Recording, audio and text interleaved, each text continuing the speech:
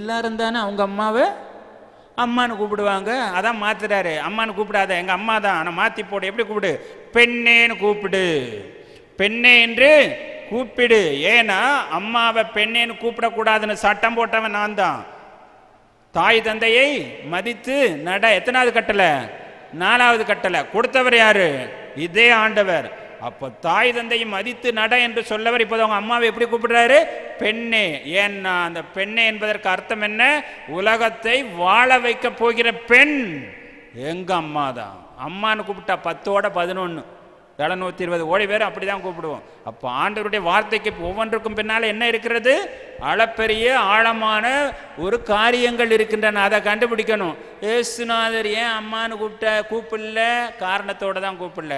தொடக்க நூல் பெண்ணும், திருவெளிப்பாட்டு பெண்ணும், கலாத்தியர் குறிப்பிடும் பெண்ணும் எந்த பெண்? என்ன பெத்த அம்மா தான். நீ புரிஞ்சுக்குவியா? ஆனால் அவர் பெண்ணுன்னு கூப்பிடல, அம்மா தான் கூப்பிட்டுருப்பார். பைபிளில் என்ன போட்டு வச்சிருக்கிறாங்க? பெண். ஏன்னா பெண் என்பதுதான் யாருக்கு மதிப்பு? மாதாவுக்கு மிக மிக சிறந்த மரியாதை. யாராவது வந்து இயேசுநாதர் பெண்ணு கூப்பிட்டார்னா சொல்ல தெரியணும். ஏன் கூப்பிட்டார்? எதுக்காக கூப்பிட்டார்? உலகத்தை வாழ வைக்க போகிற, அழகையை மிதிக்க போகிற பெண் யாருதான்? எங்க அம்மாதான் காட்டுவதற்காக. அவளுடைய வித்து, அவளுடைய பிள்ளையாகத்தான் நான் பிறக்கணும். அதனாலதான் ஆண்டவர் சொல்வாரு, நிறைய பேர் சொல்லுவாங்க நான் கடவுளுடைய மகன் பாரு. பிதாவே சொல்லுவார், இதோ என்னுடைய அன்பார்ந்த மகன் சொல்லுவார். ஆனால் பாடுன்னு வந்ததுன்னு வைங்களேன், ஆண்டவர் என்ன சொல்லுவார் தெரியுமா? என்ன மகன் சொல்லுவார்? தன்னை என்ன மகன் சொல்லுவார்? கடவுளுடைய மகன் பாடுபட வேண்டும் சொல்லுவாரா? சொல்ல மாட்டார். என்ன மகன் பாடுபடணும்னு சொல்லுவார்? என்ன மகன்? மானிட மகன். ஏன்? பிதாவே சொல்றாரு நீ அன்பார்ந்த மகன். ஆனா இவர் பாடுன்னு வந்துட்டுனா என்ன சொல்றாரு? மானிட மகன், மானிட மகன். எதுக்காக? ஏன்னா கடவுளுடைய மகனை என்ன பண்ண முடியாது? என்ன செய்ய முடியாது? சிலுவையில் அடிக்க முடியாது. ஏன்னா அவருக்கு என்ன கிடையாது? உடம்பு கிடையாது. சர்வேஸ்வரன் தாமாயிருக்கிறார், துவக்கமும் முடிவும் இல்லாமல் இருக்கிறார், உடல் இல்லாமல் இருக்கிறார். சின்ன குறிப்பிடம் படிக்கணும். பைபிளை படிக்கிறதுக்கு முன்னாடி சின்ன குறிப்பிடம் படிக்கணும். உலகின் மிகச்சிறந்த சிறிய புத்தகம் எதுனா சின்ன குறிப்பிடம் தான். அதுக்கப்புறம் தான் மற்றதெல்லாம். நாம் பேசின அத்தனை விஷயங்களும் உள்ள இருக்குது. கடவுளுக்கு உடல் கிடையாது. உடல் இல்லாத ஒருத்தரை என்ன செய்ய முடியாது? கொல்ல முடியாது, அடிக்க முடியாது. ஆண்டவர் சாகவில்லை என்றால் நமக்கு என்ன கிடையாது? மீட்பு கிடையாது. மீட்பு கிடைக்கணும்னா அவர் என்னவா மாறணும்? மனுஷனா மாறணும். அதனால சொல்லுவார், பாடுன்னு வந்ததுன்னா நான் பிதாவின் மகன் சொல்ல மாட்டார். யார் மகன் சொல்லுவார்? மானிட மகன். நீங்களும் நானும் யாருடைய மகன் கேட்டால் யார் பேரை சொல்லுவோம்? முதல்ல அப்பா பேரை. ஏன்னா நம்ம அப்படித்தான் மனுஷனானோம், இன்ஷியலில் போடுறோம். ஆண்டவர்கிட்ட போய் நீர் மானிட மகன் என்று சொன்னீரே, நீர் யாருக்கும் மகன் என்று கேட்டால் என்ன பதில் சொல்லுவார்? யாருக்கு மகன் சொல்லுவாரு? நீர் மானிட மகன் சொன்னீரே, நீர் எப்படி மானிட மகன் ஆனீர்னா யாரை கையை காட்டுவார்? அதான் மட்டும்தான். இதுதான் மானிட மகனுக்கு அர்த்தம். ஆக ஆண்டவர் பாடுபடுவதும் உங்களை மீட்பதும் யாருடைய பையனாக? சாதாரணமாக சொல்கிறதா இருந்தால் அது சொல்ல மாட்டேன். அந்த வார்த்தையை புதியதாக சொல்கிறேன். ரொம்ப கேவலம்னு நினச்சிட்டு சொல்கிறோம்ல. மரியாளின் மகன். மரியாளின் மகனா அவரு? ஆம், அந்த மரியாளின் மகனாக பிறந்ததுனால தான் அவரை என்ன பண்ணாங்க? பிதாவின் மகனாக இருந்திருந்தார் பக்கத்தில் கூட போக முடியாது, தொடவும் முடியாது, ரத்தம் சிந்த வைக்கவும் முடியாது. ஆனால் பைபிள் சட்டம் என்ன? ரத்தம் சிந்துதல் இல்லாமல் உங்களுக்கு என்ன கிடையாது? மீட்பு கிடையாது. என்னுடைய உங்களுடைய உடம்புல யாருடைய ரத்தம் ஓடுகிறது? உங்க இந்த கதையெல்லாம் விடக்கூடாது. உங்க உடம்புல என் உடம்புல யார் ரத்தம் ஓடுது? அம்மா அப்பா ரத்தம் ஓடுது. இயேசு கிறிஸ்துவனுடைய உடம்புல யார் ரத்தம் ஓடுது? மாதா ரத்தம் மட்டும்தான் ஓடுது. ஏன்னா அவருக்கு தகப்பன் கிடையாது. அதான் கன்னியிடம் பிறந்தார். கன்னியிடம் பிறந்தார். கன்னியிடம் எப்படி பிறக்க முடியும்? வாய்ப்பு கிடையாது. ஆனால் மாதாவால் மட்டும் கன்னியாகவும் இருக்க முடியும், பிள்ளையை பெற முடியும். இப்ப சொல்லுங்க, என்னையும் அவங்க பிள்ளால் பெற முடியுமா? முடியாதா? முடியும்ல. கன்னியா இருந்தே ஒரு பிள்ளையை பெற்ற அம்மாவுக்கு எங்க அம்மாவுடைய பிள்ளையாக இருக்கிற என்னை தன் மகனாக மாற்ற முடியுமா? முடியாதா? முடியுமில்ல. கன்னியாக இருந்து ஒரு குழந்தையை ஒரு தாயால் பெற முடியும் என்றால் ஏற்கனவே இருக்கின்ற ஒருத்தனை மகனாக பெற முடியுமா முடியாதா? அதையே செஞ்சு முடிச்சுட்டு போயிட்டாங்க. இப்போ இது என்ன விஷயம்? அதனால தான் அருளப்பரை என்ன பண்ணிட்டு போயிட்டாங்க, சிலுவை கடியில ஏற்கனவே ஜெபதேவின் மகனாக இருந்தவரை தன்னுடைய மகனாக ஆண்டவரிடம் இருந்து வாங்கிட்டு போயிட்டாங்க. மாதாவினுடைய பட்டத்திலேயே சிறந்த பட்டம் நம்ம யார் கேட்டாலும் சொல்லுங்க, கடவுளுடைய அம்மாங்கிறது நல்ல பட்டம். இன்னொரு பட்டமும் அவங்களுக்கு இருக்கு. என்ன பட்டம்? பெண். என்ன பெண்? பெண். அது ஒண்ணுதான் பொண்ணு. உலகத்தில் வேற யாரும் பொண்ணு கிடையாது. அன்னை தெரசா போன்றவர்கள் கூட 99% தான் பொண்ணு. முழுமையான 100% பொண்ணு என்றால் யார் தான்? மாதா மட்டும்தான். இவங்கெல்லாம் ட்ரை பண்ணி பண்ணி என்ன பண்ணிட்டாங்க, 99% வரைக்கும் மாதா மாதிரி ஆயிட்டாங்க. ஆனால் முழுமையாக யாரால் ஆக முடியாது, ஒருத்தராலையும் ஆக முடியாது. ஏன்னா என்னதான் நடந்தாலும் ஒரே ஒரு பொண்ணு மட்டும்தான். யாரை பெத்து போடுவாங்க? யாரை பெத்து போடுவாங்க? யாரை பெத்து போடுவாங்க? கடவுளை பெத்து போட முடியும். அந்த தகுதி யாருக்குமே கிடையவே கிடையாது. அன்னை தெரசா கன்னியாக இருக்கலாம், 85-90 வயசு வரைக்கும் கன்னியாக இருக்கலாம். ஆனால் அவங்களால எதை பெற முடியாது? ஒரு பிள்ளையை பெற முடியாது. ஆனால் மாதா கன்னியாகவும் இருப்பார்கள், பிள்ளை. இப்போ சொல்லுங்க, அந்த முத பாட்டு என்ன சொல்லுது? உனக்கும் அவளுக்கும் பகை. யாருக்கும் யாருக்கும் பகை? மாதாவை பிடிக்காத நம்பர் 1 ஆள் யாரு? பிசாசு. அந்த மாதா எப்படிப்பட்டவர்கள்? உனக்கும் அவளுக்கும் பகை என்றால் என்ன அர்த்தம்? உன்னோடு அவள் என்ன செய்ய மாட்டாள்? ஒத்து போகவே மாட்டாள். பேயோடு ஒரு பெண் ஒத்து போக மாட்டாள். அப்ப இவங்கிட்ட என்ன குணம் இருக்கும்? நம்பர் 1 குணம் என்ன குணம் இருக்கும்? பேய்கிட்ட இருக்கிறது இவங்கள்ட்ட நேர் எதிர்ப்பதமா இருக்கும். அப்ப பேயுடைய முழுமையான நம்பர் 1 குணம் என்னது? பாவி, பாவத்தை தூண்டுகிறவன். அப்போ உனக்கும் அவளுக்கும் நான் பகையை உண்டாக்குகிறேன் என்று இயேசு சொல்கிறார் என்றால் அந்த பெண்ணிடம் என்ன மட்டும்தான் இருக்க முடியும்? என்ன மட்டும்தான் இருக்க முடியும்? தூய்மை. மாதா அமல உற்பவி என்பதற்கு நீங்க எந்த காலேஜிலையும் போய் படிக்க வேண்டிய அவசியம் இல்லை. முதல் வசனம் கடவுள் சொன்னது உனக்கும் அவளுக்கும் ஒத்தே போகாது என்றாலே மாதா யாராத்தான் இருக்க முடியும்? அமல உற்பவியாக மட்டும்தான் இருக்க முடியும். அதனாலதான் என்ன பாடுறோம்? உங்க 2 பேருக்கும் சண்டை, அவட்ட பாவம் கிடையாது என்பதை தீர்மானித்தவர் பிசாசு அல்ல, மாதா அல்ல. தீர்மானிச்சது யார் தெரியுமா? பிதா, யாவே, யெகோவா. அப்ப அந்த பாட்டு என்ன பாட்டு? பைபிள்ல முதல் பாட்டு என்ன பாட்டு? மாசில்லா கன்னியே மாதாவே உன்மேல் நேசம் இல்லாதவன் லூசிஃபராவான். நம்ம நினைக்கும் இந்த பாட்டெல்லாம் பைபிள்ல எங்க இருக்கும்? இதுதான் முதல் பாட்டு. அப்புறம்தான் மற்ற எல்லா பாட்டும் வரும். நீங்க சங்கீதத்தை படித்தாலும் சரி, பைபிள் வசனங்களை பாட்டாக மாற்றினாலும் சரி, பைபிளின் முதல் பாட்டே எந்த பாட்டு தான்? தொடக்க நூல் 3:15. உன்மேல் நேசம் இல்லாதவன் யாரா இருக்கிறான்? நீசன். அந்த நீசன்ல நம்பர் 1 யாரு? லூசிஃபர், பிசாசு, அலகை. இப்போ இந்த கேள்விக்கு பதில் சொல்லுங்களேன். 100 ரூபா புக்கு ஃப்ரீ. நாங்கள் இப்படி சொல்லிட்டு போவோம், ஒரு புத்தகம் கூட கொடுக்க மாட்டோம். தெரியாதனமாக இவங்க ஒரு புக்கை வாங்கிட்டாங்க, இனிமேல் வாங்க விட மாட்டோம். ஞானம் நீரை கன்னிகையே நாதனை தாங்கிய ஆலயமே, ஞானம் நீரை கன்னிகையே மாண்புயரேழு தூண்களுமாய் பலிபீடமுமாய் அலங்கரித்தாயே, ஞானம் நீரை கன்னிகையே. இந்த பாட்டு பைபிளில் எங்க இருக்கு? பாட்டை நல்லா கவனிச்சுக்கோங்க. ஞானம் நிறை கன்னிகையே மாண்புயர் 7 தூண்களுமாய். சொல்லுங்க, திருவெளிப்பாட்டில் எங்க இருக்கு?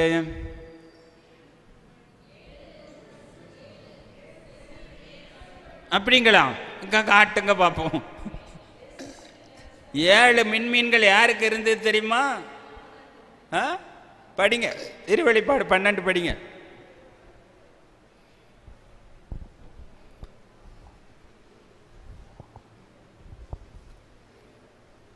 திருவெளிப்பாடு 12 படிங்க. விண்ணகத்தில்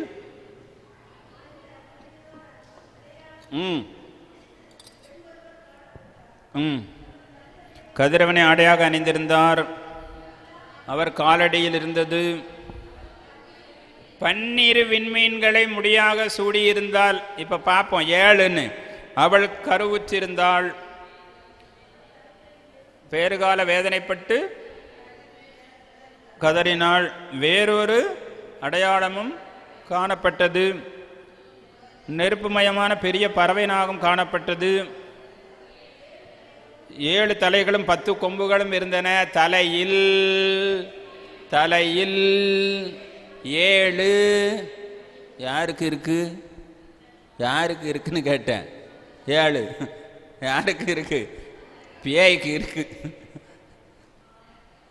மாண்புயர் 7 தூண்களுமாய் பலிபீடமுமாய் அலங்கரித்தாயே. நீதிமொழிகள் அதிகாரம் 9. நீதிமொழிகள் 9ஆம் அதிகாரம்.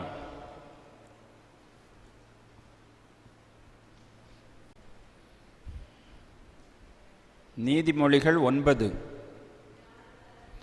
ஞானம் தனக்கு ஒரு வீட்டை கட்டியது,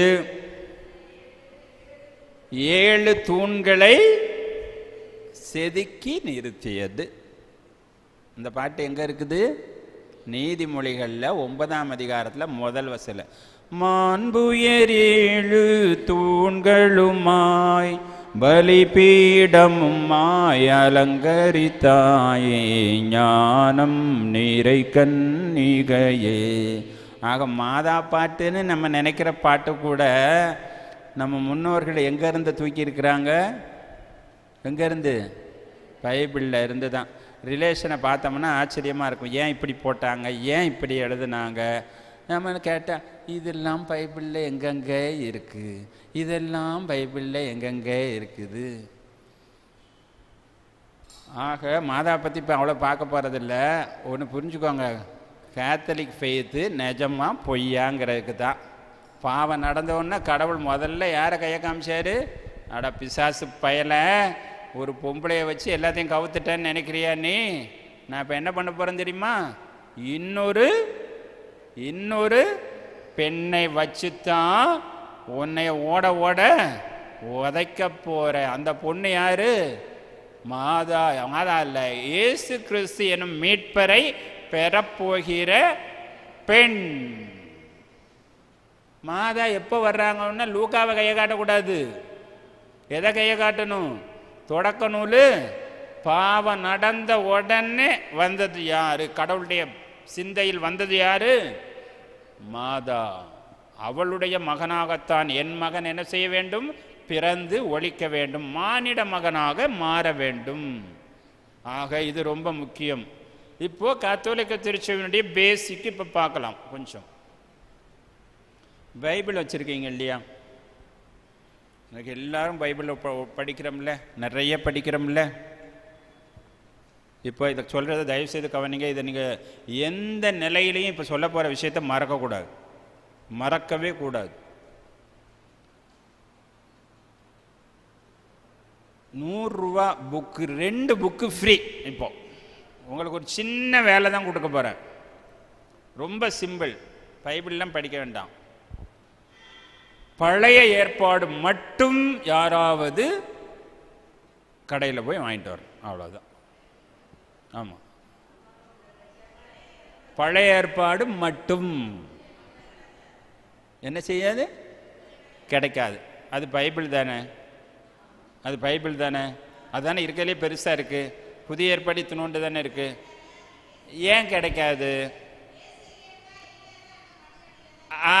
கரெக்டாக சொன்னீங்க.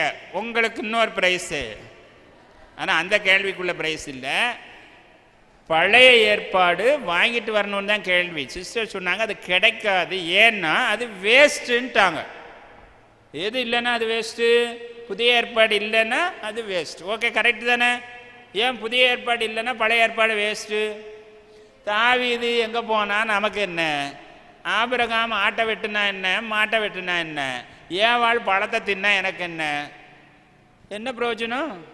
150 சங்கீதத்தை எழுதி என்ன பிரயோஜனம்? யார் இல்லை?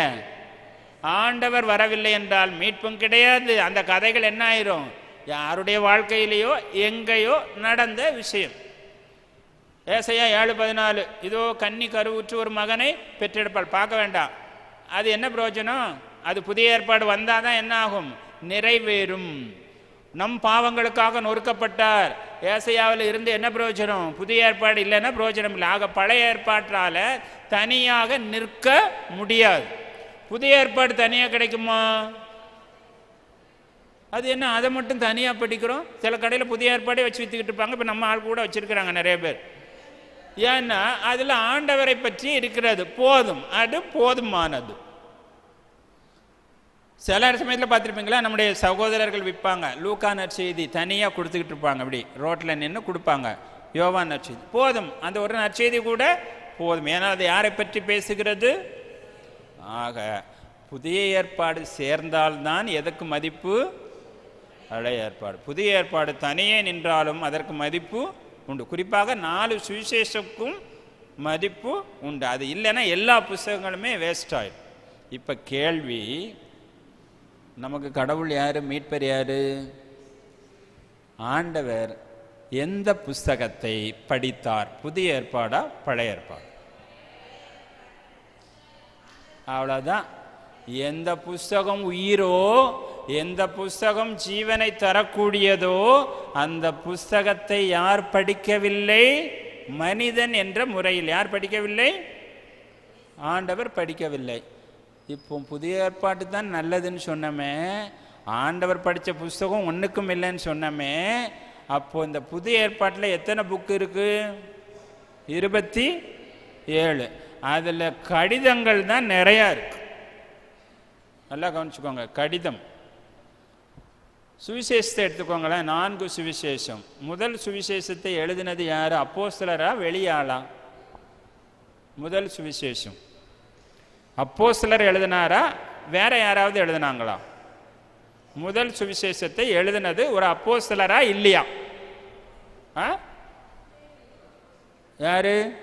மத்தேயு யாரு? ஆகா, இப்போ அதைத்தானே கேட்டேன். முதல் சுவிசேஷத்தை எழுதினது யாருன்னு கேட்டேன். சுவிசேஷர். அப்புறம் கடைசி சுவிசேஷத்தை எழுதினது யாரு? அவர் அப்போஸ்தலரா? மார்க் யாருங்க?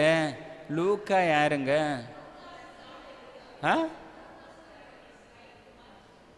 மருத்துவர் இல்லை, அவர் சீடரான்னு கேட்டேன். ஆண்டவர் கூட அவர் போனதாக எங்கேயாவது இருக்கா? மார்க்கு வந்து ராயப்பருடைய பேதருடைய சீடர். லூக்கா யோவானுடைய பவுலுடைய சீடர். ஆக சீடருடைய சீடர் எழுதின 2 புஸ்தகம் எங்கே போய் உட்கார்ந்துட்டுது? சுவிசேஷமாக இருக்கிறது. பவுல் முதல் கடிதம் உங்களுக்கு எழுதினாரா ரோமையருக்கு எழுதினாரா?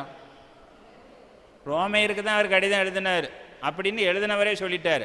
நீங்கள் அதை எங்கே கொண்டு போய் வச்சுருக்குறோம்? பைபிளில் வச்சுருக்கோம். ஆக இப்படி எங்கெங்கேயோ உள்ள புஸ்தகங்களை 27 புஸ்தகத்தையும் எதுவாக மாற்றப்பட்டிருக்கிறது, அங்கீகரிக்கப்பட்டிருக்கிறது? புதிய ஏற்பாடு. அந்த புதிய ஏற்பாடு தான் எல்லாருமே சொல்கிறாங்க உயிரான புஸ்தகம். இதை சேர்த்தாதான் அதுக்கு உயிர் வரும். இதை பிரிச்சுட்டிங்கன்னா அது செத்து போகும், பழைய ஏற்பாடு. ஆக இந்த உயிருள்ள இந்த 27 புஸ்தகங்களை யார் பைபிள் என்று சொன்னது? ஆண்டவர் சொல்லல. பவுல் பின்னாடி தான் வந்து சேர்ந்து கிறிஸ்தவங்களை கொல்ல பார்த்து அப்புறம் திரும்பி நிறைய பேருக்கு கடிதம் எழுதினார். அந்த கடிதத்தெல்லாம் அங்கே கொண்டு போட்டது யார்?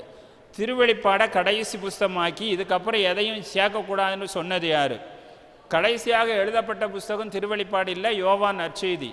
97 கிபி 97 ஆண்டவருக்கு பிறகு 64 வருஷம் கழிச்சு அந்த புஸ்தகத்தை முன்னாடி கொண்டு வந்து திருவெளிப்பாடை பின்னாடி போட்டு இந்த 27க்கு அப்புறம் ஒரு புஸ்தகத்தையும், உங்களுக்கு தெரியுமா, அந்தோனியார் 5000 பக்கங்கள் எழுதியிருக்கிறார். அந்த அந்தோனியாரை நமக்கு தெரியாது. நமக்கு எந்த அந்தோனியார் தெரியும்? உப்பு சாப்பிடுவார்ல, மிளகு போட்டு உப்பு சாப்பிடுவார? அந்தோனியார் கீழே அதானே இருக்கு, உப்பா இருக்கு. சாவி கண்டுபிடிப்பார்.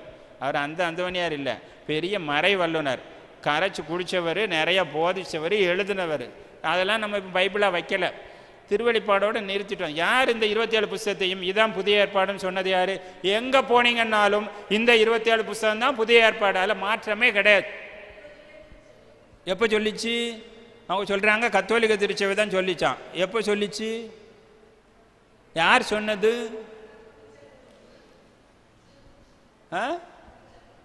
கிட்டத்தட்ட கிபி 350 ஆண்டவருக்கு பிறகு எத்தனை வருஷம் கழிச்சு? 350 வருஷம் கழிச்சு இந்த 27 புஸ்தகங்களையும், அவர் எழுதின கடிதம், இவர் எழுதின கடிதம், இந்த 4 சுவிசேஷம். ஒரு தெரியுமா, தோமையார் எழுதின சுவிசேஷம்னு ஒன்று இருக்கு, அது பைபிளில் கிடையாது. யாகப்பர் எழுதிய சுவிசேஷம்னு ஒன்று இருக்கு, அது வத்திக்கான் லைப்ரரியில் இருக்குது. ஆனால் அது நமக்கு கையில் தரலை, ஏன்னா அதெல்லாம் இல்லைன்னு சொல்லிட்டாங்க. ஆக இந்த 27 புஸ்தகங்களையும் புதிய ஏற்பாடாக அறிவித்தது யார்? எப்போ? கிட்டத்தட்ட ஆண்டவருக்கு பிறகு 350 வருடங்களுக்கு பிறகு. சொன்னவர் யார் தெரியுமா? டமாஸ்கஸ் என்ற பாப்பரசர். இந்த 27 புத்தகங்களும் புதிய ஏற்பாடு என்று சொன்னவர் யாரு? டமாஸ்கஸ் என்ற, ஞாபகம் வச்சுக்கலாம், ஏன்னா பவுல் எந்த ஊருக்கு போனார்? ஆமாம், ஈஸியாக ஞாபகம் வச்சுக்கலாம். உங்களுக்கு பேர் மறந்து போச்சுன்னா பின்னாடி அந்த ஆள் ஏதோ ஒரு பேரை சொன்னான்னா மறக்காதீங்க. சின்னப்பர் புறப்பட்டு போன எந்த ஊர்? தமாஸ்கு. அதான் டமாஸ்கஸ் என்ற பாப்பரசர் தான் இந்த 27 புஸ்தகங்களும் புதிய ஏற்பாடு என்று சொன்னார். கிபி 392. அப்புறம் 393 ஹிப்போ அப்படிங்கிற சங்கம், இப்போ 2ஆம் வத்திக்கான் சங்கம் சொல்கிறோம்ல, அது மாதிரி ஹிப்போங்கிற சங்கம் இந்த 27 தான் புதிய ஏற்பாடுன்னு சொல்லிச்சு. அப்புறம் கிபி 397 கார்த்தேஜ் அப்படிங்கிற சங்கம், இந்த 27 தான் புதிய ஏற்பாடு. இதுக்கு மேலே எதையும் சேர்க்கக்கூடாது, எதையும் குறைக்கக்கூடாது, இவ்வளோ தான் முடிஞ்சு போச்சுன்னு சொல்லிச்சு. அப்போ இன்றைக்கு எல்லார் கையிலும் இருக்கிற அந்த புதிய ஏற்பாட்டை கொடுத்தது யாரு? பவுலுக்கே தெரியாது. அவர் நினச்சிட்டு இருப்பார், நான் ரோமையில் உள்ளவங்களுக்கு கடிதம் எழுதுகிறேன், நான் எபேஸில் உள்ளவங்களுக்கு கடிதம் எழுதுகிறேன், நான் கலாத்தியருக்கு எழுதுகிறேன்னு தான் அவர் நினச்சிருப்பார். இவை எல்லாம் என்னவாக மாறப்போகிறேன் என்று அவருக்கு தெரியாது. பைபிளாக, புதிய ஏற்பாடாக மாறப்போவது அவருக்கே தெரியாது. இப்போ சொல்லுங்க, ஒவ்வொரு பைபிளும் புதிய ஏற்பாடும் யார் அங்கீகரித்த புத்தகம்? கத்தோலிக்க திருச்சபை. அப்போ அந்த பைபிளை எடுத்துக்கிட்டு யாரை கேள்வி கேட்கக்கூடாது? யாரை கேட்கக்கூடாது? ஏன்னா அதான் மரம், அதான் அம்மா. பைபிளுக்கு அம்மா யாரு? கத்தோலிக்க திருச்சபை. இப்போ ஒரு கேள்வி, ஆண்டவர் தான் அப்போவே போயிட்டார், சீடர்களும் இறந்து போயிட்டாங்களே, ஏன் 350 வருஷம் திருச்சபை வெயிட் பண்ணிச்சு? இதையெல்லாம் தொகுத்து தர்றதுக்கு ஏன் திருச்சபைக்கு 350 வருஷம் ஆச்சு? சிம்பிளான ஒரு காரணம். செபஸ்தியாரை ஞாபகம் வச்சுக்கோங்க, ஜார்ஜியாரை ஞாபகம் வச்சுக்கோங்க, ஆக்னஸ் அம்மாவை ஞாபகம் வச்சுக்கோங்க. இப்போ நாங்கள் சொல்லவங்கள்லாம் எப்படி இறந்தாங்கன்னு உங்களுக்கு தெரியும். இன்னைக்கு ஆக்னஸ் அம்மா திருவிழா, காத்ரின் அம்மா பாடகரின் பாதுகாவலி. 60 லட்சம் புனிதர்கள் செத்து போயிருக்கிறாங்க. எத்தனை வருஷத்தில்? 300 வருஷத்தில். ஏன், என்ன நடந்தது? முதல் 300 வருஷம் என்ன நடந்தது? வேத கலாபனை. 10 ரோமானிய அரசர்கள் கிறிஸ்தவர்களை கொன்றார்கள். 11வது அரசனான கான்ஸ்டான்டைன் அவனே கிறிஸ்தவனாக மாறினதுனால எல்லாம் அமைதியாயிற்று. அரண்மனைகளை எல்லாம் கோவிலாக மாற்றினான். அதனால தான் ரோமுக்கு போனீங்கன்னா கோயிலில் எப்படி இருக்கும்? சின்ன சின்னதாக இருக்காது, எப்படி இருக்கும்? பெருசு பெருசாக இருக்கும். ஏன்னா அரண்மனைகளும் அரசர்கள் வாழ்ந்த இடங்களும். ஒரு அரசன், 11வது அரசன், இயேசுவுக்கு பிறகு வாழ்ந்த 11வது அரசன் மனம் மாறியதால், முதல் அரசன் நீரோ வேதகலாமனை துவக்கி வைத்தவன், 10வது அரசன் தியோக்லேசியன், அவன் தான் செபஸ்தியாரை கொன்னவன், ஃபிலோமினம்மாவை கொன்னவன். அவனுக்கு அடுத்தால வந்த கான்ஸ்டான்டைன் அவனே கிறிஸ்டியனாக மாறினதுனால அமைதியாயிட்டு. இப்போதான் அப்போ அந்த 300 வருஷத்தில் என்ன பண்ணியிருப்பாங்க எல்லாரும்?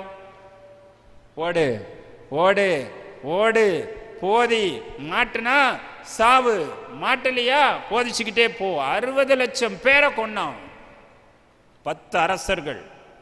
அமைதியான பிறகு இப்போ தான் சொல்கிறாங்க, இனிமேல் ஒரு பிரச்சனையும் இல்லை, இனிமேல் எல்லாத்தையும் என்ன பண்ணணும், ஒழுங்குபடுத்தணும். அப்போ பூசை எப்படி வச்சுருப்பாங்க, அண்டர் கிரவுண்டில் குகையில் கையில் கிடைக்கிற பொருளை வச்சு. இனிமேல் அதை மாதிரி பண்ணக்கூடாது. பூசைன்னா இப்படி தான் இருக்கணும், இவ்வளோ ஒழுங்கு இருக்கணும், டிசிப்ளின் இருக்கணும். பழைய ஏற்பாட்டையே வச்சுக்கிட்டு இருந்தால் பிரோஜனம் கிடையாது. பிற்காலத்தில் கிறிஸ்துவத்தை பற்றி தெரியணும் என்றால் புதிய ஏற்பாடு வேண்டும் என்று அன்றைக்கு இருந்த புத்தகங்களில் ஜெபித்து தூய ஆவியின் ஏவுதல் பெற்ற புத்தகங்கள் என்று 27 புத்தகங்களை கத்தோலிக்க திருச்சபை தெரிந்தெடுத்து இவைதான் புதிய ஏற்பாடு என்று கொடுத்தவர் டமாஸ்கஸ் என்ற பாப்பரசர், ஹிப்போ சங்கம், கார்த்தேஜ் சங்கம். இப்போ சொல்லுங்க, பைபிளுக்கு அம்மா யாரு? கத்தோலிக்க.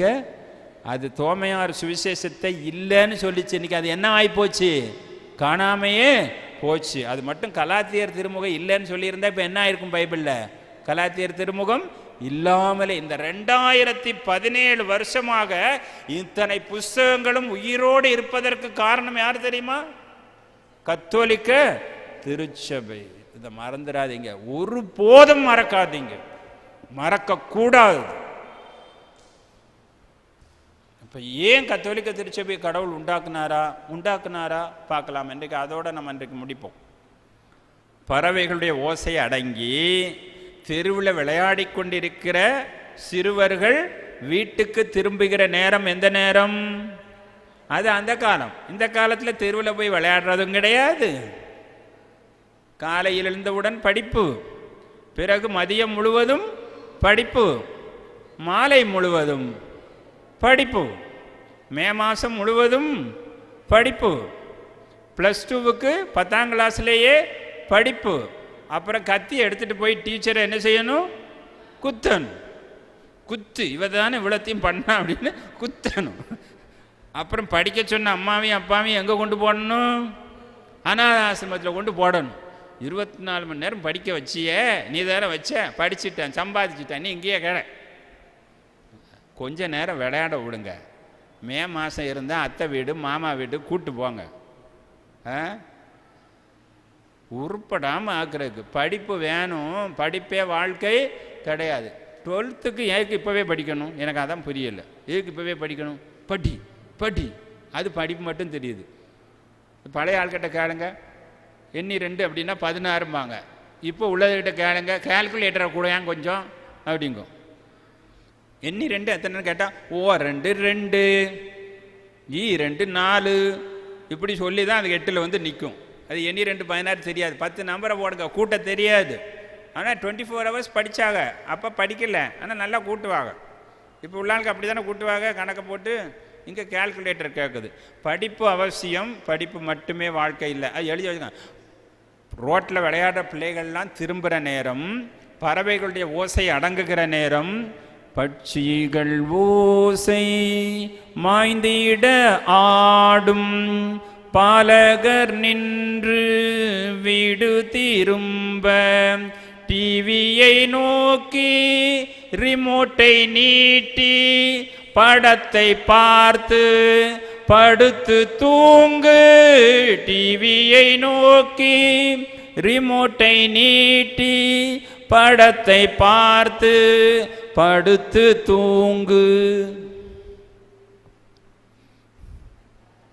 பட்சிகள் ஓசை மாய்ந்திட ஆடும் பாலகர் நின்று வீடு திரும்ப 6 மணி. அப்போ என்ன செய்யுமா, நல்ல பெரிய கோபுரம் கட்டி வச்சிருக்கிய, அட்சய கோபுரங்கள் இசைக்கும் ஆனந்த கீதம் வாழ்க மரியே. 6 மணி ஆனவொன்னே அந்த காலத்தில் கோயிலில் மணி அடிச்சுட்டு என்ன சொல்லுவாங்க, திரிகால ஜபம் சொல்லுவாங்க. ஆண்டவருடைய தூதர் மரியாவுக்கு தூதுரைத்தார், அவரும் பரிசுத்த ஆவியினால் கற்பு. இதைத்தான் அந்த பாட்டு. சாயந்தரம் ஆச்சுன்னா வாழ்க மரியே சொல்லு. தோக்கும்போது என்ன சொன்னாங்க, சூரியன் சாய காரிருள் மெல்ல சூழ்ந்திட யாவும் டயர்டாகும் நேரம் பாருலகெங்கும் விண்ணெழுந்தோங்கும் பண்புயர் கீதம். இதான் திரிகால ஜபம் சொல்லணும்னு எழுதி வச்சாங்க. அருள் இறந்த மாதிரியே சொல்லுன்னு அர்த்தம். அதுக்கு இன்னொரு மீனிங் இருக்குது. என்ன மீனிங்? சூரியன் சாய, வெளிச்சம் மறைய. எப்போ மறையும்? 90 வயசுலையும் மறையும். ஏடி கண்ணு தெரிய மாட்டுக்குடி பாட்டி, இருட்டி போட்டு பாட்டி, இருட்டுனாலும் அப்படித்தான் இருக்கு, பகல்லையும் அப்படித்தான் இருக்கு. அப்போ சூரியன் சாயன்னா என்ன அர்த்தம்? கண்ணு இருட்டுற நேரம், அதாவது சாவு வருகிற நேரம். சூரியன் சாய, காரிருள் மெல்ல சூழ்ந்திடும் வேலைன்னா ஒரு மனுஷன் சாக போகிற நேரம்னு அர்த்தம். அப்போ என்ன கேட்கணுமா காதில்? வாழ்க மரியே. ஏன் கேட்கணும்? ஃபீஸ் பிடுங்க போகிறாருன்னு அர்த்தம். கடவுள் என்ன பிடுங்க போகிறாரு? ஃபீஸை பிடுங்க போகிறார் நம்மகிட்ட இருந்து. அப்போ யார் வரணுமா? மாதா வேணுமா? ஏன் வேணுமா? கானாவூரில் போய் சொல்கிறாங்க, மகனே ரசம் தீர்ந்து விட்டது. அவர் என்ன சொன்னார்? ஏன் டைம் வரல, உங்களுக்கு எனக்கு என்ன, வந்தோமா சாப்பிட்டோமா மொய்ய வச்சோமா போவோமா, இதுதானே வேலை. உங்களுக்கு எனக்கு என்ன வந்துருக்குது? அங்கே ரசம் இருந்தால் என்ன, இல்லாட்டி போ, நமக்கு இருக்குல்ல போவோம் அப்படின்னு நினச்ச ஆண்டவர் முடிக்கும்போது என்ன பண்ணார்? முடிக்கும்போது என்ன பண்ணாருன்னு கேட்குறேன். ரசமாக ஆக்கி கொடுத்துட்டு போயிட்டார். ஆக கடைசியில் யார் சொன்னதை செஞ்சார்? இதுதான் கானாவூர் திருமணம் சொல்ல வர்ற விஷயம். நான் டைம் வரலன்னு சொல்லுவேன், எங்களுக்கு உனக்கு என்னன்னு சொல்லுவேன். அவங்க கூட என்கிட்ட ஒன்றும் கேட்க மாட்டாங்க. சீடை அந்த வேலைக்காரன்ட்ட போய் அவர் என்ன சொல்கிறாரோ, என்ன சொல்கிறாருன்னா என்ன அர்த்தம்? ரசமாக மாற்றுவாரன்ல, அப்படி போயிருன்னா போயிரு, இருக்க சொன்னால் ஈரின்னு அர்த்தம். ஆனால் ஆண்டவர் சொல்கிறாரு, என்னப்பா உங்கள் அம்மா சொன்னாங்க, என்ன சொன்னாங்க தெரியும், அந்த 6 ஜாடியையும் வை, மாற்றி கொடுத்தார். ஆக நாம் சாகிற நேரத்தில் ஆண்டவர் சொல்றார், இந்த கல்யாண வீட்டில் நான் புதுமை செய்ய விரும்பவில்லை, ஆனால் நான் என்ன செய்வேன், எங்க அம்மா சொன்னா செய்வேன். அப்போ சாகிற நேரத்தில், ஃபியூஸை பிடுங்குற நேரத்தில் நம்ம தகுதி என்ன லட்சணத்தில் இருக்குன்னு தெரியாது. யார் வந்து நிற்கணும் பக்கத்தில்? மாதா வந்து நிற்கணும். அதுக்குதான் சொன்னாங்க வாயில் வாழ்க மரியன்னு ஒரு தடவை உயிர் போகிறதுக்குள்ளே என்ன பண்ணிடு சொல்லி பார்த்தேன்னா, அவங்க போய் மகனே மகனே இது தண்ணி மாதிரி இருக்குது, கொஞ்சம் ரசமாக மாற்றுனா, இதுவா தேராத கேஸு அப்படிம்பாரு. உடனே மாதா சொல்லுவாங்க, அவர் பார்த்து செய்வாருன்ட்டு போயிடுவாங்க. இவர் பார்ப்பார், எங்கள் அம்மா எங்கே போயிட்டாங்களா, என்ன சொன்னாங்க, இதுக்கு ஃபீஸ் போகுதுன்னா சொன்னாங்க, ஃபீஸை போட்டு எங்கே தூக்கிட்டு போவார்? எங்கே தூக்கிட்டு போவார்? மோட்சத்துக்கு. ஆக அந்த பாட்டில் டபுள் மீனிங் இருக்குது. ஒன்று சாயந்தரம் ஆனால் திரிகால ஜபம் சொல்லுன்னு ஒன்று இருக்குது, இன்னொன்று சாகிற நேரத்தில் என்ன சொல்லிடு, வாழ்க மரியே, அதான் அருள் இருந்த மரியே சொல்லுன்னு அர்த்தம். ஏன்னா அதுக்குள்ள ஒரு விஷயம் இருக்குல்ல, பாவிகளாக இருக்கிற எங்களுக்காக இப்பொழுதும் மரண நேரத்திலும் வேண்டிக் கொள்ளும். ஏம்மா வந்து நில்லுமா. அதான் பைபிளில் முதல் புதுமையாக வச்சாங்க. நம்முடைய வாழ்க்கையில் நடக்க போகிற கடைசி புதுமை என்னவா இருக்கும்? தகுதியற்ற நம்மை திராட்சை ரசமாக மாற்றுவதற்கு யாருடைய பரிந்துரையை கேட்கிறோம்? மாதாவினுடைய. எவ்வளவு அழகாக இருக்கு பாருங்க. அமர்வோம். ஆமாம், கடைசியில் எதில் நிறுத்தின? இதுக்கு தான் பாட்டு பாடக்கூடாது. பைபிள் இப்போ பார்க்கலாமே. திருச்சபையை இப்போ ஆண்டவர் வந்தார், நமக்கு மாடல் காமிச்சார். எப்போ இப்படித்தான்ப்பா வாழணும் சொல்லி கொடுத்துட்டு போயிட்டார்ல. இப்போ நம்ம கேட்போம், நீங்கள் தான் 2017 வருஷத்துக்கு முன்னாடியே போயிட்டீங்களே, இப்போ நான் யார் பேச்சை கேட்குறது சொல்லுங்க? யார் பேச்சை கேட்குறது? ஒருத்தர் வந்து இப்படி தாங்கார், இன்னொருத்தர் வந்து அப்படி தாங்கார். ஒருத்தர் வந்து முழுக்கையான ஸ்நானம் வேணுங்கிறார், ஒருத்தர் வந்து தண்ணியை ஊற்றினா போதுங்கார், ஒருத்தர் சுருவம் வச்சிருக்கார், ஒருத்தர் சுருவத்தை தூக்கி போட்டு உடங்குறார், ஒருத்தர் மாதா வேணுங்கிறார், இன்னொருத்தர் சொல்கிறார் மாதாவெல்லாம் தூக்கி தேவையே இல்லை வேண்டாம் அப்படிங்கிறார், ஒருத்தர் சொல்கிறாரு பாவ சங்கீதனம் பண்ணுங்கிறார், ஒருத்தர் சொல்கிறாரு மனுஷன்கிட்ட போய் எவனாவது பாவத்தை சொல்லுவானா அப்படின்னு சொல்கிறார். குழப்பம் வருதா வரலையா? நான் சொல்கிறதான் கரெக்டுன்னு யார் சொல்கிறது? மைக்கை கையில் பிடிக்கிற எல்லாருமே என்ன தான் சொல்கிறாங்க? நான் சொல்கிறது தான் கரெக்டு. ஏன்னா எனக்கு யார் சொல்லி கொடுத்ததுன்னு சொல்லுவாங்க தெரியுமா? யார் சொல்லி கொடுத்தது? ஏன் பரிசுத்தாவி எப்படியா 2 விஷயத்த சொல்லுவார்? 2 விஷயத்த ஒரே மாதிரி தானே சொல்லணும், வெவ்வேறையாக சொல்ல மாட்டார்ல. முழுக்கு ஞானஸ்தானம் ரைட்டுன்னா தலையில் தண்ணியில் ஊற்றுனது என்னது தப்பு, இது ரைட்டுன்னா அது தப்பு. சுருவம் வச்சிருக்கிறது ரைட்டுன்னா சுருவம் வேண்டான்னது தப்பு. இல்லை சுருவம் வைக்கக்கூடாதுங்கிறது தான் பைபிளில் இருக்குன்னா சுருவத்தெல்லாம் வச்சிருக்கிறது தப்பு. ரெண்டில் ஒன்று தான் ரைட்டு. பாவசிங்கத்தனம் பண்ணுறது கரெக்டுன்னா பண்ணாதுன்னு சொன்னது தப்பு.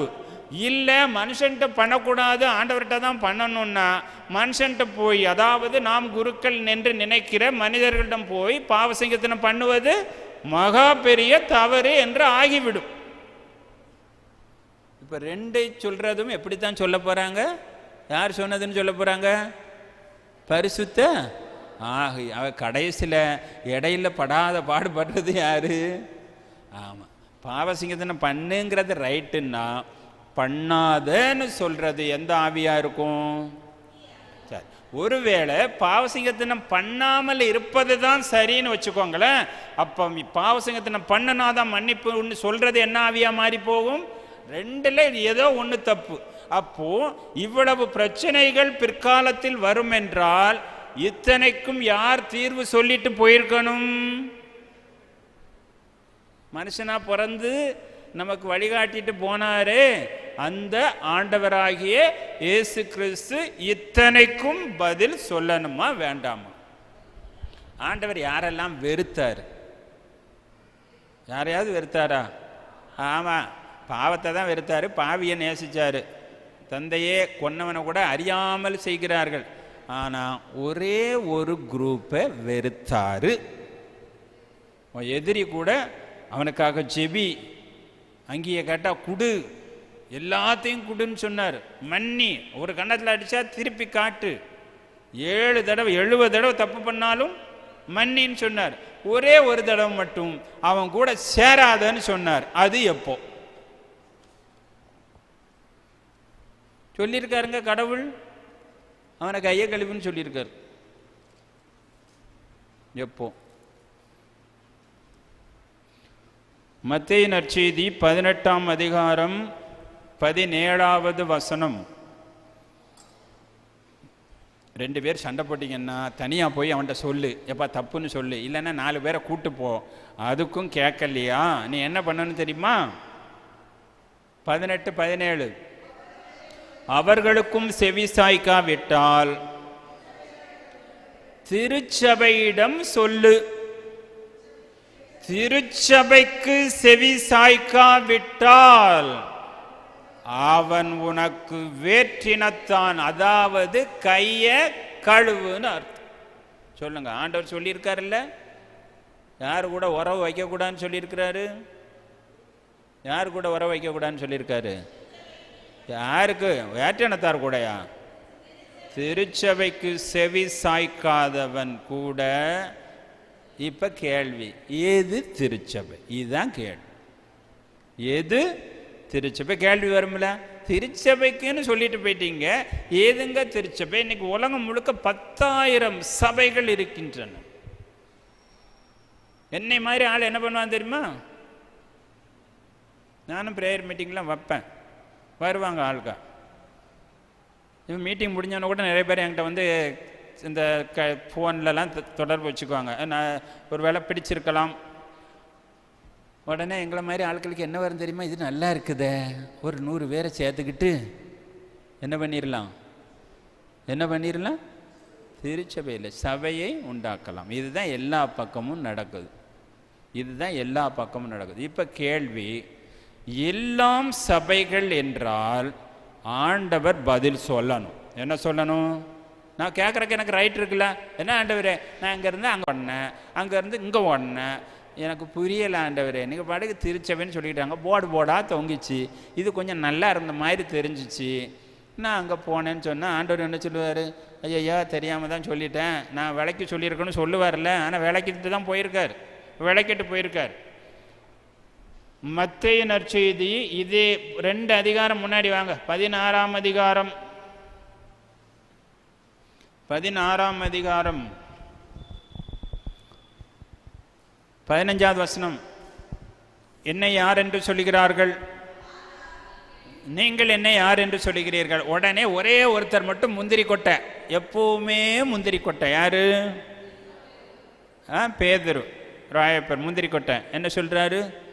நீர் மெசியா, வாழும் கடவுளின் மகன்.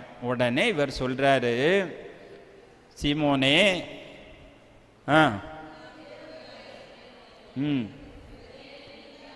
ஆமா, இதை சொன்னதுக்கு பிரைஸ் கொடுக்காரு பாருங்களேன். 18வது வசனம்.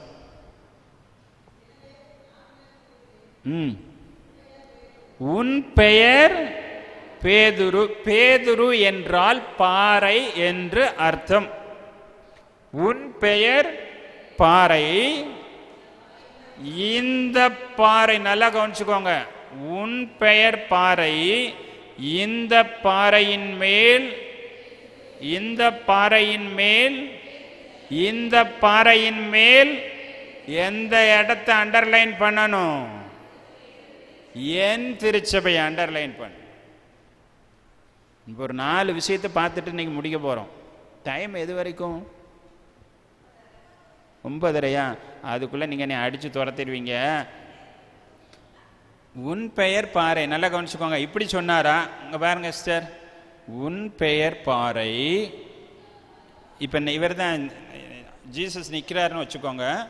உன் பெயர் பாறை ராயப்பெற.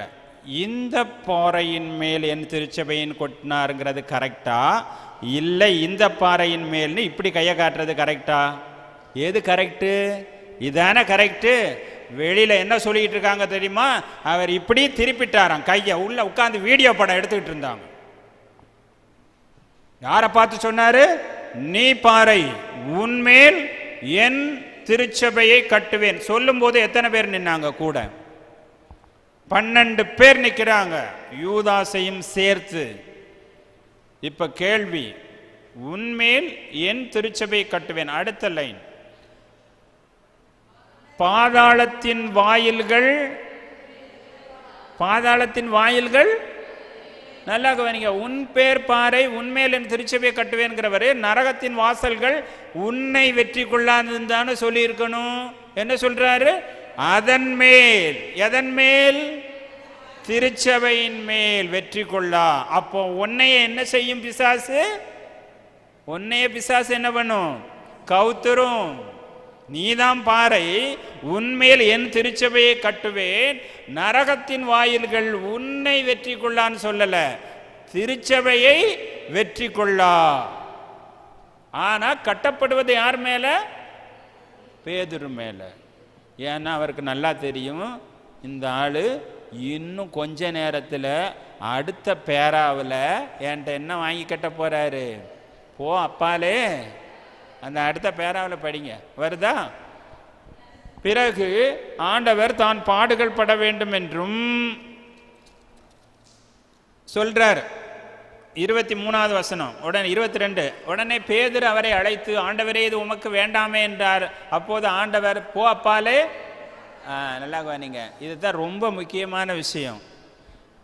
அப்போ முந்தின பேராவில் பாறை, அடுத்த பேராவில் சாத்தான். அப்புறம் அரெஸ்ட் ஆகும்போது சொல்லுவாரு, சாத்தான் உன்னை கோதுமை போல புடைக்க அனுமதி பெற்றுக்கொண்டான், நீ உறுதிப்படுத்தப்பட்ட பின் உன் சகோதரர்களை உறுதிப்படுத்து. அதுக்கப்புறம் தான் இவர் மறுதளிப்பார்.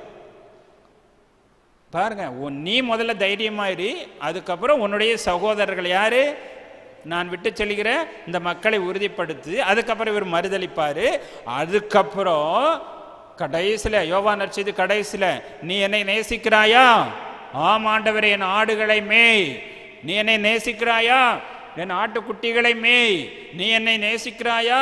என் ஆடுகளை கண்காணி. அப்ப நீ பாறை, அப்புறம் நீ சாத்தான், அப்புறம் நீ உறுதியாயிரு, அப்புறம் நீ என்னை மறுதலி. ஆனா போகும்போது நான் ஒண்ணு சொல்லிட்டு போவேன், நீதான் என்னுடைய ஆடுகளை மேய்க்கணும். இப்ப சொல்லுங்க, ராயப்பர் நல்லவரா கெட்டவரா? நல்லவரும் கெட்டவரும். அப்போ போப்புகளும் ஆயர்களும் குருக்களும் நல்லவர்களா கெட்டவர்களா? நல்லவர்களும் கெட்டவர்களும். ஆனால் கொடுக்கப்பட்ட பதவி என்ன செய்யப்பட மாட்டாது, எடுக்கப்படவே மாட்டாது. இப்போ சொல்லுங்க, இந்த 12 பேர்ல மத்தேயு, நான் தான் சீடன், நான் தான் முதல் நற்செய்தி எழுத போறேன், நான் ஒரு சபையை துவக்குவேன் என்றால் வச்சுக்கோங்க, அது யாருடைய சபை? யாருடைய சபை? மத்தேயு சபை. யோவான், நான் தானே அனுப்பிச்சிட்டேன், மாதாவை என்கிட்ட தானே கொடுத்தாரு, நீங்கள் மாதாவை வேணா வாங்கிட்டு போங்க. ஆனால் நீங்கள் ஒரு சபையை ஆரம்பிச்சிங்கன்னா அது யாருடைய சபை? யோவான் சபை. நல்லவராயிருந்தாலும் கெட்டவராயிருந்தாலும் ராயப்பர் மேல் பேதுரு மேல் கட்டப்படுவது யாருடைய சபை? இயேசு கிறிஸ்துவின் சபை. ஒரே சபை, மறுக்க முடியாத உண்மை. சாமியாரை பார்த்துட்டு இந்த சாமியாரை எனக்கு பிடிக்கல, இந்த பிஷப்பை எனக்கு பிடிக்கல, இந்த போப்பாண்டவர் சரியில்லை சொல்வதற்கு உரிமை உண்டு. ஆனால் ஒன்றுக்கு உரிமை கிடையாது. ஆண்டவர் நியமித்த சபை எந்த சபை? ராயப்பர் வழிவந்த சபை மட்டும்தான். அதனாலதான் இதுல புனிதர்களும் வருவார்கள். யாரும் வருவா? அதனாலதான் அவர் யோவானை சூஸ் பண்ணல. யோவானை சூஸ் பண்ணீங்கன்னா நீங்க தப்பே கண்டுபிடிக்க முடியாது. யோவானை சூஸ் பண்ணியிருந்தா என்ன ஆயிருக்கும் தெரியுமா? இப்போ தேர்ந்தெடுத்திருந்தா, அவரை பாருங்களேன் எவ்வளவு நல்லவர், எவ்வளவு நல்லவர், அவரை மாதிரிலாம் இருக்கணும். அவருக்கு ஆண்டவருக்கு தெரியும் என்னை தவிர யாருமே கரெக்ட் கிடையாது. அப்போ எனக்கு பின்னாடி வர்றவங்க இப்படியும் இருப்பாங்க அப்படியும் இருப்பாங்க. ஆனால் நான் நிறுவுவது எந்த சபை? என் சபையை. யார் தலைமையில கட்டுவேன்?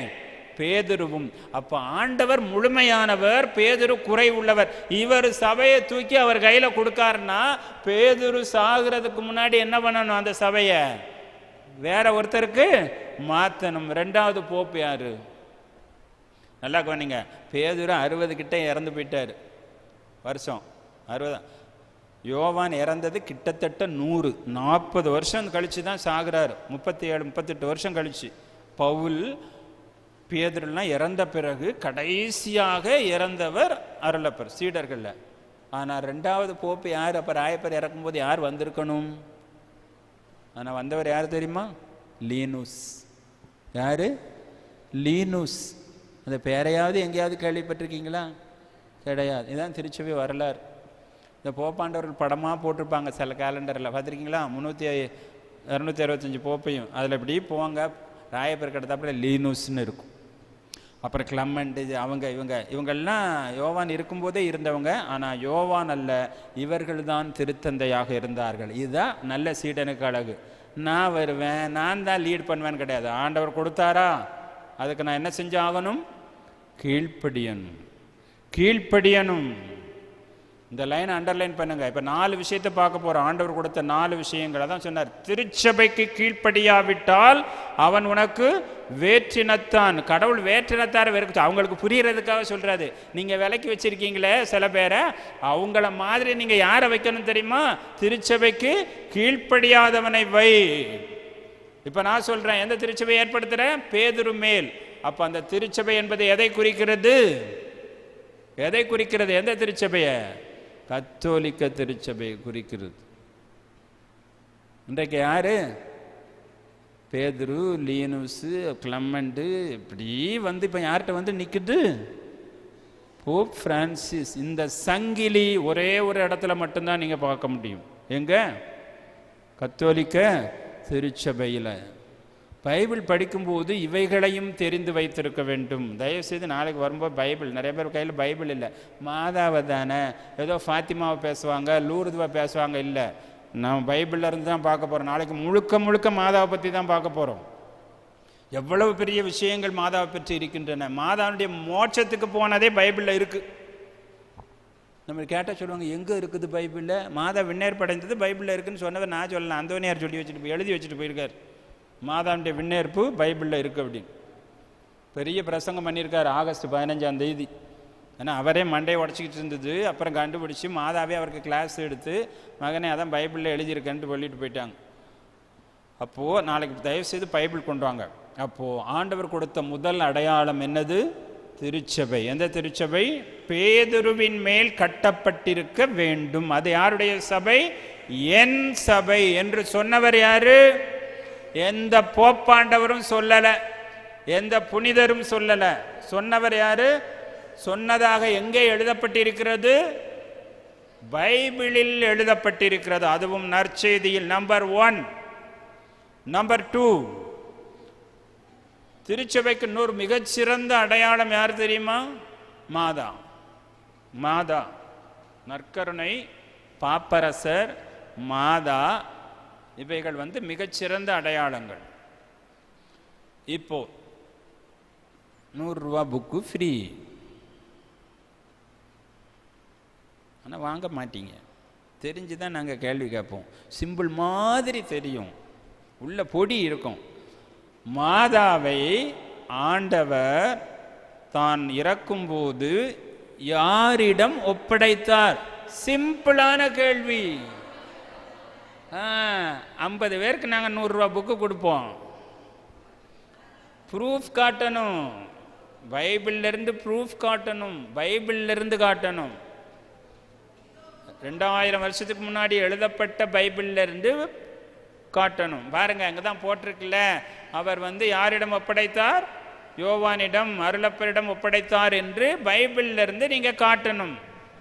யோவான் நற்செய்தி 19ஆம் அதிகாரத்தில் இருக்கு. 25 கிட்ட பாருங்க. படிங்க சிஸ்டர். புத்தகத்தை காணமா? அருகில் இருந்த அன்பு சீடன் தான் போட்டிருக்கு, அங்க என்ன போடலை. இருங்க, என்ன போடலை அங்க? யோவான்னு காட்டுங்க எனக்கு. எங்க காட்டுங்க, காட்டுங்க காட்டுங்க.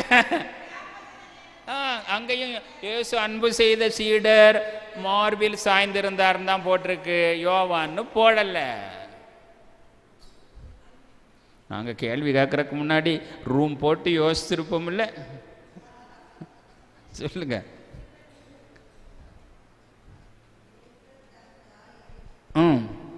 என்னத்தை படித்தாலும் அன்பு சீடன் தான் இருக்கும். இப்போ கேள்வி அது யோவானா என்னன்னு மட்டும் எனக்கு சொல்லுங்க.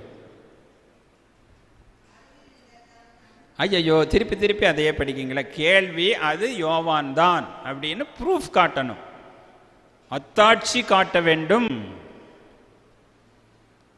கிடையவே கிடையாது, அது யோவான் தான். ஆனால் பைபிள் என்ன போட்டிருக்கு? யாரிடம் கொடுத்தாருன்னு போட்டிருக்கு. என்ன சொன்னார்? இதோ உன் தாய். அது யோவான் தான். இப்போ படிங்க, யோவான்னு நினச்சிக்கிட்டு படிங்க. இயேசு தன் தாயையும் யோவானையும் பார்த்து யோவானிடம் இதோ உன் தாய் என்றார் அப்படின்னு அங்கே எழுதிட்டுன்னு வச்சுக்கோங்க. இப்போ அங்கே முதல்ல பார்த்தோம்ல, திருச்சபையை உண்டாக்கும்போது பேதுருன்னு சொல்லாம தலைமை சீடனை நோக்கி நீ பாறைன்னு போட்டுட்டார்னு வச்சுக்கோங்க. யாரெல்லாம் பாறையாயிருவாங்க? யாரெல்லாம்? சபையை யாரெல்லாம் ஆரம்பிச்சு நடத்துறாங்களோ அத்தனை பேரும் என்ன சொல்ல ஆரம்பிச்சிருவாங்க? நான் தான் அந்த பாறை. அதனாலதான் ஆண்டவர் என்ன பண்ணிட்டாரு? பேதுரு ஓன்ட்டதான், வேற யார்கிட்டையும் கிடையாதுன்னு சொல்லிட்டார். ஓகேயா? அதனாலதான் அந்த இடத்துல என்ன போட்டாரு? பேரை போட்டார். பேதுருவை தவிர யாருக்கும் அந்த உரிமை கிடையாது. அவர் மட்டும் தலைமை சீடர்னு போட்டிருந்தா அது பேதுரு தான்.